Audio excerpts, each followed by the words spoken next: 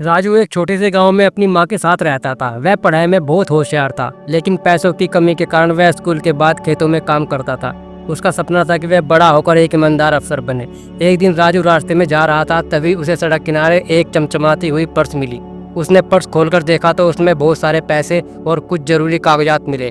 राजू जानता था कि यह किसी गरीब का पर्स नहीं है, फिर भी उसने एक पल के लिए भी उसे पैसे को विचार रखने का ख्याल नहीं आया। वह सीधे गांव के चौपाल गया और वहां घोषणा की कि जिस किसी का पर्स खोया है वह आकर पहचान कर ले।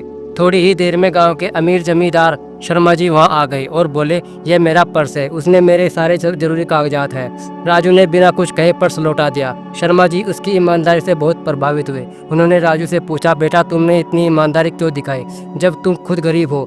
राजू मुस्कुराकर बोला, श्रीमान ईमानदारी मेरी सबसे बड़ी दौलत है, मैं जो नहीं कमाया उसे कभी नहीं रह सकता।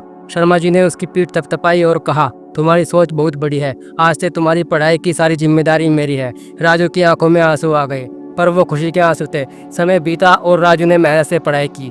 वह बड़ा होकर एक ईमानदार अफसर बना और गांव में बदलाव की मिसाल बन गया। इस कहानी से ये हमें सीख मिलती है कि ईमानदारी हमेशा फल देती है। जो सच्चाई के रास्ते पर चलता है वह जीवन में कभी हारता नहीं।